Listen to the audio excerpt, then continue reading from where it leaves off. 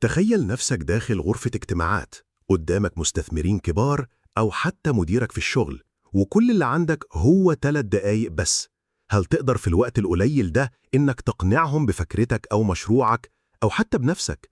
الحقيقة إن ده الموقف اللي بيواجه كتير مننا، سواء في مقابلة عمل أو تقديم مشروع، أو حتى لما حد يسألك إيه اللي بيميزك عن غيرك. وهنا بيجي دور كتاب قاعدة ال3 دقائق للكاتب برانت بنفيداك، واللي بيعتبر دليل عملي علشان تعرف إزاي تختصر، تركز، وتوصل رسالتك في أقصر وقت ممكن وبأقوى طريقة. الكتاب بينطلق من فكرة أساسية، وهي إن انتباه الناس قصير جدا. الدراسات الحديثة بتقول إن متوسط تركيز الإنسان النهاردة بقى أقل من 8 ثواني، أقل كمان من السمكة الذهبية. ده معناه إنك لو بدأت كلامك ببطء أو دخلت في تفاصيل زيادة، الشخص اللي قدامك هيفقد تركيزه بسرعة. علشان كده الكاتب بيقولك انت مش محتاج نص ساعة عشان تقنع، انت محتاج بس 3 دقايق لو عرفت ازاي تستغلهم صح. طيب ازاي؟ هنا الكاتب بيقدم لنا أداة عبقرية اسمها WHAC، ودي اختصار ل4 خطوات. 1. What is it؟ يعني ايه فكرتك أو مشروعك باختصار؟ لازم تبدأ بجملة واحدة واضحة وسهلة.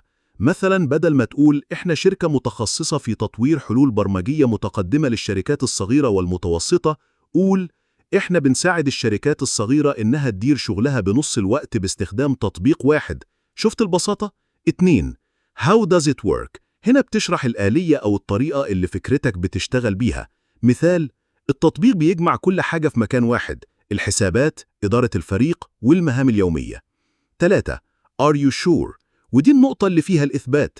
لازم تقدم دليل، أرقام أو قصة نجاح تثبت إن كلامك واقعي. مثلا إحنا جربنا التطبيق مع 50 شركة ونجحنا نوفر لهم في المتوسط 30% من وقتهم. الأرقام هنا مش بس كلام، الأرقام بتخلي اللي قدامك يصدق. 4. Can you do it؟ النقطة الأخيرة هي هل تقدر فعلا تنفذ ده؟ يعني عندك الإمكانيات، الخطة، الفريق. هنا بتديهم إحساس إنك مش بس حالم، لكن عملي وقادر على التنفيذ. الكاتب يشدد على نقطة في غاية الأهمية، وهي إنك مش مطلوب منك تحكي القصة كلها. ال3 دقايق مش هدفها إنك تغطي كل التفاصيل، لكن هدفها إنك تثير فضول المستمع وتخليها عايز يسألك أكتر. يعني بدل ما تقدم عرض كامل، قدم دعوة للنقاش. خليني أديك مثال عملي. تخيل إنك في مقابلة عمل وسألك المدير كلمني عن نفسك. معظم الناس بيبدأوا بسرد طويل: أنا درست كذا، اشتغلت في كذا، عندي خبرة كذا سنة. لكن لو طبقت قاعدة ال3 دقائق هترد مثلا: أنا شخص شغوف بتحويل الأفكار لنتائج ملموسة. في آخر وظيفة ساعدت فريقي نضاعف الإنتاجية بنسبة 25% في 6 شهور. بحب اشتغل في بيئة سريعة، وعندي خبرة في قيادة المشاريع من البداية للنهاية. الجواب ده هياخد أقل من دقيقة، لكنه هيخلي المدير يندهش ويقول احكي لي أكتر. وهنا تكون كسرت الجليد. الكتاب كمان بيتكلم عن قوة البداية، أو اللي الكاتب بيسميها الخطاف هوك. ودي أول جملة لازم تكون مؤثرة وجذابة.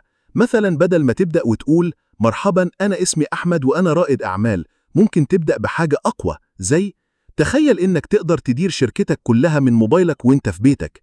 الجملة دي هتجبر اللي قدامك يسمع باقي الكلام. بعد الخطاف بيجي عنصر الحافة edge، وده عنصر المفاجأة أو الحاجة اللي تخلي عرضك مش تقليدي. مثلا إحنا مش بس بنوفر وقت، إحنا كمان بنوفر فلوس تكفي إنك تعين موظف جديد ببلاش تقريبا. عنصر المفاجأة هنا بيخلي العرض لا ينسى. ومن الأفكار الذكية اللي بيأكد عليها الكاتب هي إنك ما تتهربش من السلبيات أو التحديات. أي مستمع ذكي هيبقى عارف إن مفيش فكرة كاملة، فبدل ما تتجنب عيوبك اعرضها بإيجابية. مثلا التطبيق لسه جديد ولسه بنطور فيه، لكن ده بيدينا ميزة إننا نقدر نعدل ونستجيب بسرعة لاحتياجات العملاء. كده أنت حولت العيب لميزة. أما بالنسبة للنهاية، فالكاتب بينصح بحاجة اسمها كول باك، يعني ترجع تختم بنفس الفكرة اللي بدأت بيها. لو بدأت بعرض مشكلة أو سؤال، انهي إجابتك بالرجوع ليه. ده بيخلي عرضك متماسك مكامل، ويدي للمستمع إحساس إنك عارف بتقول إيه من البداية للنهاية. الكتاب مش بس بيعلمك إزاي تعرض أفكارك، لكن كمان بيغير طريقة تفكيرك. أنت مش مطلوب منك تكون بليغ أو خطيب مفوه، أنت محتاج بس تكون واضح، مركز، وصادق. وده اللي بيخلي أي حد حتى لو مش متخصص في الكلام أو العرض يقدر يطبق القاعدة دي في أي موقف في حياته. خلينا نطبق ده على حياتنا اليومية.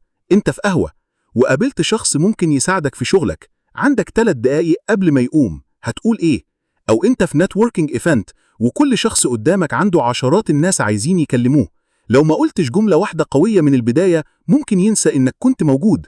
حتى في مواقف بسيطة زي مقابلة حد لأول مرة، القاعدة دي هتفرق، لأنك بدل ما تقدم نفسك بشكل ممل هتقول جملة قصيرة توضح مين انت، ايه قيمتك، وايه اللي بيميزك.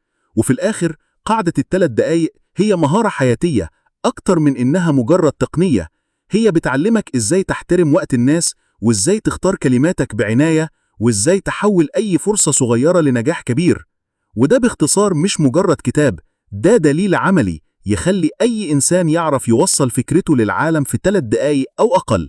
فلو حابب تطور نفسك وتكون قادر تقنع أي شخص في أي موقف، الكتاب ده هيكون نقطة تحول كبيرة في حياتك. ولو الفيديو ده أضاف لك قيمة ما تنساش تدعمنا بلايك علشان يوصل لعدد أكبر، وتشترك في القناة لو لسه ما اشتركتش، وكمان شارك الفيديو مع صديق ممكن يكون محتاج يطور مهارة التواصل والعرض عنده.